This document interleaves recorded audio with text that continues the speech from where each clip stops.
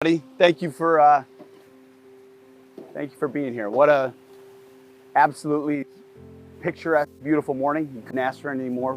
And we've been looking forward to this as a family for a long time. Just an opportunity for our own kids to remind them what it's all about. Generations and generations before this one, a bunch of fathers, some mothers, and a bunch of kids and generations after that who may knew their dad or knew him in some way. Families and generations entirely affected. I think they would want to know that somewhere, someday down the line, there were at least a few people, a couple times a year, who came by and said, hey, we remember what happened there. And our country will collectively remember in a couple of days. And it's our responsibility to pass that to the next generation. That's what I see days like Memorial Day. It's what they're all about. Veterans Day, it's what it's all about. It's what the 4th of July is all about. Yeah, we understand it and appreciate it, and that's why we're here. That's why we serve. That's why we're doing what we do. But we have to very intentionally infuse it into the minds and hearts and souls of young kids so that they understand why it's special and want to pass it as well.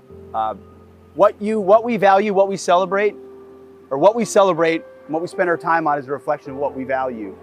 And so it was not hard for us to say, hey, we're going to rouse these kids out of bed and get them out and doing something meaningful for a little bit. And we're just glad all of you are willing to do it too. I see a lot of folks I get to serve with every single day. Appreciate you. Thanks for taking extra time on a Saturday as if you don't work enough to do a little bit more. And looking forward to all the things we're going to be able to do this weekend. And great to be joined by our excellent Secretary of the VA, Doug Collins. We signed something yesterday. I don't think it's been released publicly yet. Just an agreement, historic one, between the VA and the DoD to work together for service members to continue that follow through on the continuum of service to the VA. Should have been done a long time ago. Glad to do it with you. Thanks for being here. If you want to say a few things. No, Pete, I agree with what you're talking about. And what you just said made such sense. And I was thinking about it when you talk about generations. That every time we go to conflict, every time something happens in our services, whether it's in peacetime or even in wartime, it's like a pebble that's dropped in the water. It has reverberations that go out. And we may not see those reverberations further down the line, but they've affected all of us. So as we come to a time like this, I'm pleased to stand here with you, Pete, and the families that are here to say, we still remember.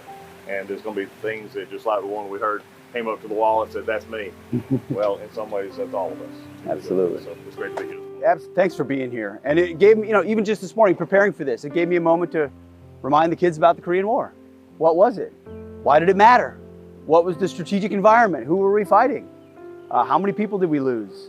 Why are we still there? All of those conversations that otherwise may not come up around a dinner table, hopefully we can encourage that for Americans across the board. So thank you all for being here. Ranger, thanks for having us. If you would give us a little bit of direction for these young kids, I would appreciate that.